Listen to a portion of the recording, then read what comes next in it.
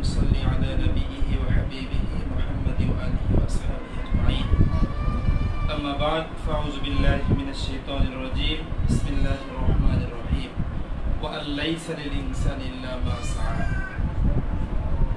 الحمد لله শুকরিয়া জ্ঞাপন করছি সেই মনিবের দরবারে যে মনিব আমাদেরকে একটা গুরুত্বপূর্ণ একটা মহৎ উদ্দেশ্য নিয়ে আমাদের সন্তানদেরকে আদর্শবান মানুষের মতো মানুষ হিসেবে গড়ে তোলার জন্য যে প্রচেষ্টা আমরা চালাচ্ছি সেই প্রচেষ্টাকে সঠিকভাবে বাস্তবায়ন করার জন্য আল্লাহ রাব্বুল আলামিন আমাদেরকে একজন উত্তম অভিভাবক হিসেবে দায়িত্ব পালন করার মতো যে মনিব সুযোগ করে দিলেন তার দরবারে সিজদা অবনত চিত্তে বলি আলহামদুলিল্লাহ। প্রিয় হাজিরিন, আমি আমার কথা বেশি বাড়াবো না। আমার পূর্বে যে বক্তারা যারা ছিল তারা ম্যাক্সিমাম বিষয়ে তারা আলোকপাত করেছে। আমি অল্প কয়েকটা বিষয়ের প্রতি আমি একটু আলোকপাত করব। এখানে আমি সব থেকে বেশি আনন্দিত এই জন্য যে এখানে আমার সামনে আপনারা যারা উপবিষ্ট আছেন, যারা উপস্থিত আছেন, আমার দৃষ্টিতে আপনারা সবাই শ্রেষ্ঠ মানুষ। এর অন্যতম কারণ হচ্ছে একটা, আপনারা সবাই ছোট্ট বাচ্চাদের অভিভাবক। আমি শ্রেষ্ঠ মানুষ এই জন্য বলছি যে যারা আপনার এখানে আপনারা যারা উপস্থিত আপনারা সবাই ছোট্ট ছোট্ট বাচ্চাদের অভিভাবক। অবশ্য আমাদের বাংলাদেশে এই বিষয়গুলো অতটা মূল্যায়ন করা হয় না, ভাবে দেখা হয় না, কিন্তু আপনি ইউরোপ, আমেরিকা, উন্নত মানের উন্নত কান্ট্রিগুলো তো আপনি খেয়াল করে দেখবেন যে তারা ওই দেশের মানুষ, ওই দেশের নাগরিকরা সব থেকে বেশি মূল্যায়ন করে বাচ্চাদেরকে।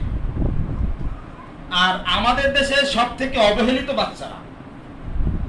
যেমন আমাদের বাচ্চারা যখন হাই স্কুল, কলেজ, ইউনিভার্সিটিতে যাবে তখন তাকে মূল্যায়ন হয়, কিন্তু বাহিরের রাষ্ট্রে মূল্যায়ন করা হয় ছোট্ট ছোট বাচ্চাদের।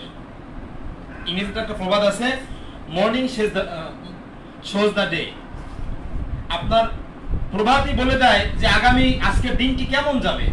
একটা বাচ্চা যখন ছোট্টবেলায় আপনি আস্তে আস্তে আপনি লালন পালন করতে থাকেন তখন ও সময় বলে দেওয়া যায় যে বাচ্চাটাকে কি করা সম্ভব, কি হবে।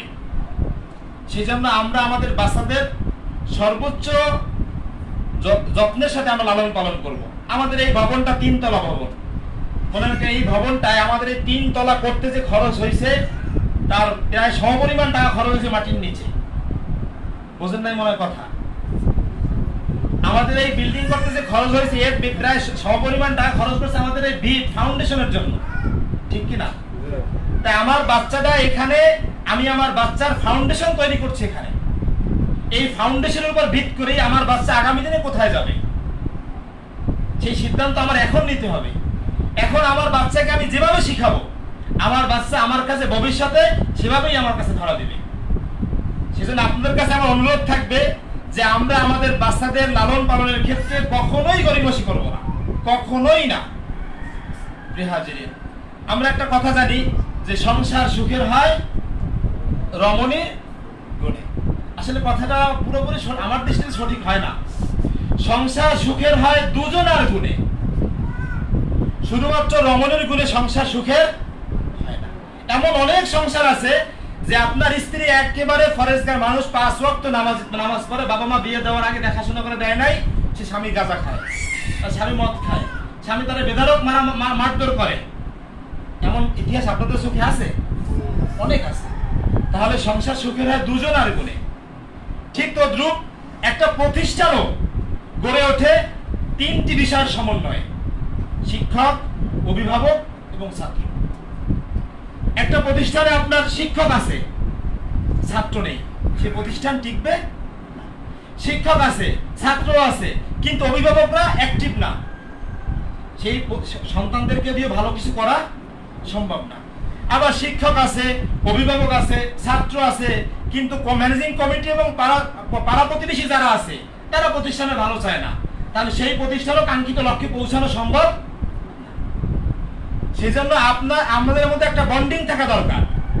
যে কোনো সমস্যার ক্ষেত্রে আমরা যারা মানুষ, আমরা কি কেউ ভুলে উঠতে? আমরা কেউ ভুলে উঠতে না। আমি এখানে বড় বড় কথা বলছি, আমি তো ভুলে উঠতে না। ভুলে উঠতে আমার পূর্বে যারা কথা বলছে কেউ কি ভুলে উঠতে? আমরা কেউ ভুল করবে না, আমরা সবাই ভুল করি, কিন্তু ভুলটা বিষয় মূল সমস্যা হচ্ছে আমরা ভুলটা পুষে না রাখি। আপনার কাছে এই প্রতিষ্ঠানটা একটা আমানতের মতো, আমার কাছে যতটুকু দায়িত্ব আপনার কাছে ততটুকু দায়িত্ব এই প্রতিষ্ঠানের প্রতি। কারণ এই প্রতিষ্ঠানে আপনার সন্তান পড়তেছে, যদি এই প্রতিষ্ঠানের শিক্ষকরা কোনোভাবে গাফিলতি করে সেটা একটা প্রভাব প্রতিষ্ঠানের উপর যেমন পড়বে আপনার সন্তানের প্রতিও পড়বে, ঠিক কিনা? আপনি চোখে দেখতে পাচ্ছেন যে এই প্রতিষ্ঠানের যারা পরিচালক আছে তাদের এই দুর্বলতা আছে, কিন্তু আপনি বললেন না, দরকার নেই এগুলো বলার, সময় নষ্ট করার দরকার নেই। আবার আপনি দেখলেন যে শিক্ষকরা ঠিক মতো ক্লাস নিচ্ছে না, বা ঠিক মতো শিক্ষক এই জায়গায় দুর্বলতা আছে, কিন্তু আপনি এই কথাগুলো মনের মধ্যে পুষে রাখলেন, পুষে রাখার পরে আপনি বছর শেষ আপনি চলে গেলেন। তাহলে আপনি একটা বছর আপনার নিজের ক্ষতি তো আপনি করলেনই, পাশাপাশি আপনি আপনার দেখা দৃষ্টিতে একটা প্রতিষ্ঠান আপনি ধ্বংস করে দিলেন। হ্যাঁ, যদি আপনার এমন হয় যে আমি অনেকবার তাদের কাছে অভিযোগগুলো দিয়েছি, পরামর্শগুলো দিয়েছি, কিন্তু তারা মূল্যায়ন করে, তখন ভিন্ন বিষয়। কিন্তু আমার জায়গা থেকে আমি যেন সর্বোচ্চটা আমি চেষ্টা করি। রাসূলুল্লাহ আলাইহিস সাল্লাম বলেছেন, কুল্লুকুম রাঈ, তোমাদের প্রত্যেকেই দায়িত্বশীল, অকুল্লুকুম মাসউলুন আন রাইয়াতি। তো কিয়ামতের ময়দানে তোমাদের প্রত্যেকের দায়িত্ব সম্পর্কে জিজ্ঞেস করা হবে। এখন আমার সন্তান এখানে পড়ে, আমি জানি যে অমুক হুজুর ঠিকমতো ক্লাস নেয় না, বা ক্লাসে সে গাফিলতি করে, বা সে ক্লাসে ঠিকমতো আসে না, এই সমস্যা। কিন্তু আপনি এই কথাটা মনের মধ্যে রাখলেন, কিন্তু কাউকে পরিচালকদেরকেও বললেন না, আর ঊর্ধ্বতন যারা তাদেরকেও বললেন না, তাহলে ক্ষতিটা কার? প্রতিষ্ঠানের ক্ষতি, আপনারও ক্ষতি, প্রিয় হাজির। সেজন্য আমি যে কথা বলছি যে আমাদের মধ্যে একটা বন্ডিং থাকা দরকার, একটা বন্ধন থাকা দরকার। যে কোনো সমস্যার জন্য আপনারা আমাদের কাছে বলবেন, আমাদের সমস্যাগুলো আপনাদের কাছে বলবো। এখন এই বলার জন্য তো আপনাদের এখানে আসতে হবে নাকি? কিন্তু বড়ই পরিতাপের বিষয় যে আমরা এখানে আসি না। একটা বাগান তৈরি করার জন্য আপনার একাকি একটা বাগান তৈরি হয় না। একটা আপনার সবজি বাগান হোক, ফুলের বাগান হোক, আপনার এই জমি হোক, একাকি একটা জমি একটা ক্ষেত তৈরি হয় না। এমন হয় নাকি যে আপনার কোন জায়গায় আপনার বীজতলা তৈরি করা ছাড়া আপনি ধান ফেলে আসছেন, আবার সময় মতো আপনি ধান কেটে নিয়ে আসছেন, এমন হয় না। তাহলে আপনি যেহেতু বুঝতে পারতেছেন যে এক পরিচর্যা ছাড়া, আবাদ করা ছাড়া একটা বাগানও তৈরি করা অসম্ভব, তাহলে আমি আমার সন্তানকে কিভাবে ছেড়ে দিচ্ছি? আমি আমার সন্তানকে আমি কিভাবে ছেড়ে দিচ্ছি? এই পৃথিবীতে আমার সব থেকে আপন তো আমার সন্তান। আল মালু ওয়াল বানুনা যিনাতুল হায়াতুদ দুনিয়া। সন্তান সন্ততি আর ধন সম্পদ আল্লাহ রাব্বুল আলামিন আমাদের জন্য সুশোভিত করে তৈরি করেছেন। এই ধন সম্পদ এবং সন্তান সন্ততি আমাদের জন্য সবথেকে বড় নিয়ামত। আবার আল্লাহ রাব্বুল আলামিন অন্যত্র বলছে যে ইন্নামা আমওয়ালুকুম ওয়া আওলাদুকুম ফিতনা। যদি তোমরা তোমাদের সন্তানকে যথাযথভাবে আপনার লালন পালন করতে না পারো, তাহলেই তোমার এই সন্তান তোমার জন্য ফিতনা হিসেবে আবির্ভাব হবে। ফিতনা হিসেবে মানে আপনার চোখের সামনেই আপনার সন্তান নেশাগ্রস্ত হয়ে পড়বে, আপনার চোখের সামনে আপনার সন্তান ইফতিজার হয়ে যাবে, তখন আপনার কান্না করা ছাড়ার কোনো উপায় থাকবে না। সেজন্য আমার সন্তানের ক্ষেত্রে আমি এখন থেকেই আমি গুরুত্ব আরোপ করব। সেজন্য আমি কয়েকটা বিষয়ের প্রতি গুরুত্ব করবো যে আপনারা সন্তানদেরকে সবসময় পর্যবেক্ষণের মধ্যে রাখবেন। সেটা আপনার আমার সন্তান কার সাথে মিশছে সেটাও, এবং আমার সন্তান কি করছে, আমার সন্তান মাদ্রাসা ঠিক মতো আসছে আমি দেখি। আমরা এখান থেকে আমাদের একটা দুর্বলতাও আছে, আমরা অনেকেই মানে শিক্ষার গুরুত্বটা আমরা অনেকেই বুঝি না। এই একটা সমস্যা আমাদের, এটা আপনাদের দোষ দিয়েও লাভ নেই। এটা এখন আমাদের কাছে, আমাদের সামনে যেমন আপনার শিক্ষা ব্যবস্থাটা এত সহজলভ্য, আজ থেকে 20 বছর আগে বা আজ থেকে 30 বছর আগে এতটা সহজলভ্য ছিল না। এক্ষেত্রে আপনাদের দোষ নয়, এটা আমাদের পরিবেশের দোষ। কিন্তু আমরা এখন আস্তে আস্তে সচেতন হতে হবে, আমাদের সন্তানের জন্য হলেও আমাদের সচেতন হতে হবে। আমার সন্তানকে আমি 24 ঘন্টা পর্যবেক্ষণের মধ্যে রাখবো, যে আমার সন্তান নিয়মিত মাদ্রাসায় যায়।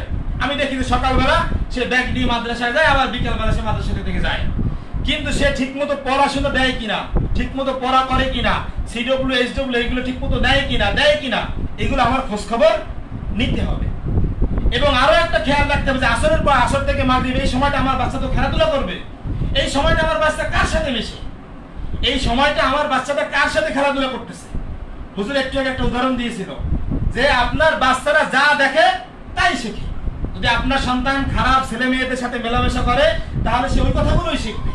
আর বাচ্চাদের মেধা হচ্ছে খুব প্রখর, ওরা আপনার ছোট্টবেলায় যে কথাটা শিখে সেই কথাটা মৃত্যুর আগেও বলে না। এখানে আমরা আমরা যারা আছি স্কুলে, আমরা যারা পড়াশোনা করছি, ছোট্টবেলায় ছোট্ট ছোট কবিতা আমরা মুখস্থ করছি না? তুমি দুই হাত করি মোনাজাত, বোর হলো দোর খোলো, চল চল চল, কত কবিতা আমরা মুখস্থ করছি না? এই কবিতাগুলো আমরা কবরেই নিয়ে যাব।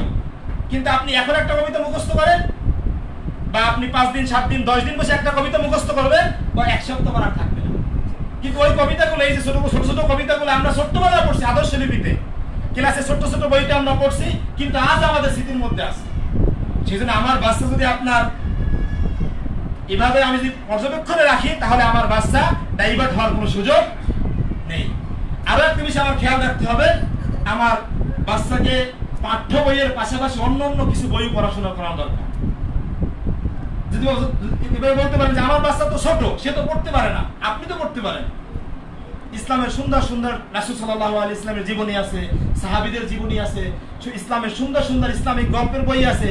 একটা গল্পের বই আপনি পড়লেন, পড়ার পরে আপনি খেলার চলে আপনি আপনার বাচ্চাকে সেই গল্পটা শোনাবেন। আমরা কি করি? আমরা ইলেকট্রনিক ডিভাইস বাচ্চার হাতে আগেই তুলে দিই। আমাদের আগেই চিন্তা আছে ও মোবাইল ছাড়া সে খাবার খায় না।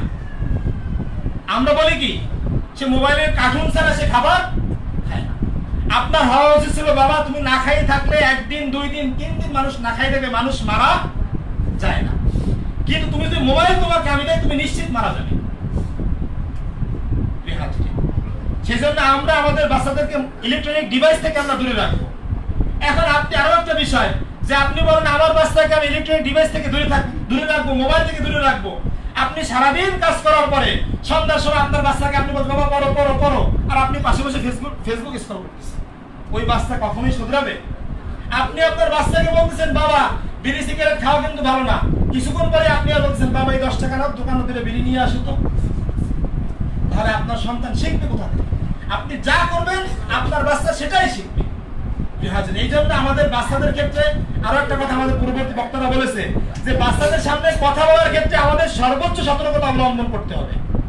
আমার সামান্য কোনো কথা যেন আমার বাচ্চা না শিখে, সামান্য কোনো নেগেটিভ কোনো কথা, নেগেটিভ কোনো বাক্য যেন আমার সন্তান না শিখে, ওইটা ওর মস্তিষ্কের মধ্যে সেট হয়ে যাবে। এই বিষয়টা আমাদের প্রতি খেয়াল রাখতে হবে। আর সর্বোপরি আপনাদের প্রতি আমার অনুরোধ, যে এই প্রতিষ্ঠানের সাথে আপনাদের সম্পর্কটা যেন গভীর থাকে। আমি শুরুতেই যে কথা বলছি, যে কোনো সমস্যা, এখানে আমরা যারা আছি প্রতিষ্ঠানের সমস্যা আছে, আমাদের শিক্ষকদের সমস্যা আছে, কিছু সমস্যা আপনাদেরও আছে। এখানে আমরা যারা আছি কেউ আমরা সমস্যার উঠতে নয়, কিন্তু এই সমস্যা দেখে আপনি যদি দূরে চলে যান তাহলে কি হবে? লাভ নেই। আপনার শরীরে ক্ষত সৃষ্টি হয়েছে, এখন আপনি যদি বলেন যে না ক্ষত হতেই থাক, ওখানে আমি ঔষধও খাবো না আর মলমও লাগাবো না, তাহলে ক্ষত কি বাড়বে না কমবে? প্রতিনিয়ত বাড়তেই থাকবে। তাহলে আমাদের যেখানে ক্ষত হবে মেডিসিন সেখানেই প্রয়োগ করতে হবে, তাহলে আস্তে আস্তে ক্ষত ঠিক হয়ে যাবে। সেই জন্য আমরা যারা অভিভাবক আছি, আমাদের প্রথম কাজ হবে মাদ্রাসার সাথে নিয়মিত যোগাযোগ রাখা। সেটা একদম কম হলেও প্রতিদিন হলে বেশি ভালো, মিনিমাম 100 সপ্তাহ মাঝে 1 দিন। আমি শুরুতেই বলছি যে আপনার সন্তান এই পৃথিবীর মধ্যে আপনার কাছে সর্বশ্রেষ্ঠ নিয়ামত, সর্বশ্রেষ্ঠ সম্পদ। আপনি জানেন যে একদিন কাজ না করলে আপনি একদিনের হাজিরা আপনি পাবেন না, সেটা আপনি জানেন। একদিন কাজ না করলে আপনার কিছু আসে যায় না, কিন্তু আপনার সন্তানটা যদি বিপদে চলে যায়, বিপদগামী হয়ে যায়, তাহলে আপনার এই সম্পদ, এত টাকা পয়সা দিয়ে আপনার কি হবে? আপনার ইহকাল পরকাল সব শেষ। সেই জন্য আপনাদের কাছে আমার অনুরোধ থাকবে যে আপনারা মিনিমাম সপ্তাহের মাঝে 1 দিন খোঁজ খবর নেবেন, হুজুর আমার ছেলেটার কি অবস্থা, পড়াশোনা পারতেছে তো, ওর কি সমস্যা। এটা করলে কি হবে? যে শিক্ষকরাও জানবে যে এই ছেলের বাবাই। আমাদের শিক্ষক অনেকেই আছে, বিশেষ করে আমি অনেক শিক্ষক, অনেক পিতামাতার গার্ডিয়ানকে আমি চিনি না, কারণ তারা তো মাদ্রাসায় আসে না। তাদের কাজ ছিল জানুয়ারি মাসে আসছে, ভর্তি করে দিয়ে গেছে, আবার আগামী 2026 সালের জানুয়ারি মাসে আবার ভর্তি করে দেবে, এই তাদের কাজ। এটা বড়ই দুঃখের বিষয়। সেই জন্য আমরা প্রতিষ্ঠানে যোগাযোগ রাখবো, তাহলে আপনার সন্তানের প্রতি যারা প্রতিষ্ঠানের যারা কর্মরত যারা আছে, তারা একটু ভিন্ন দৃষ্টিতে দেখবে। আপনার সন্তানের প্রতি তাদের ভালোবাসাটা, তাদের দায়িত্ববোধটা একটু বেড়ে যাবে, এটা আমরা খেয়াল করবো প্রিয় হাজিরিন। আর যে কথা বললাম যে কোনো সমস্যার ক্ষেত্রে আপনারা পরামর্শ দিবেন। যে কোনো সমস্যার ক্ষেত্রে হুজুর আমার যদি সমস্যা থাকে, আপনি আমাকে ডাইরেক্ট বলবেন যে হুজুর আপনার মধ্যে এই সমস্যাটা আছে, সেটা আপনি পার্সোনাল বলবেন। যে কোনো ব্যক্তিকে যে কোনো বিষয়ে আপনি সমস্যা থাকলে তাকে পার্সোনালি বলবেন যে হুজুর আপনাকে এইখানে এই সমস্যাটা আছে, এটা সমাধান করা দরকার। এটা আমরা করব প্রিয় হাজিরিন। আর সর্বশেষ আমি যে কথা বলতে চাই যে আমরা এখানে যারা আছি, আমাদের আল্লাহ রাব্বুল আলামিন প্রত্যেকেরই সন্তান দিয়েছে আলহামদুলিল্লাহ।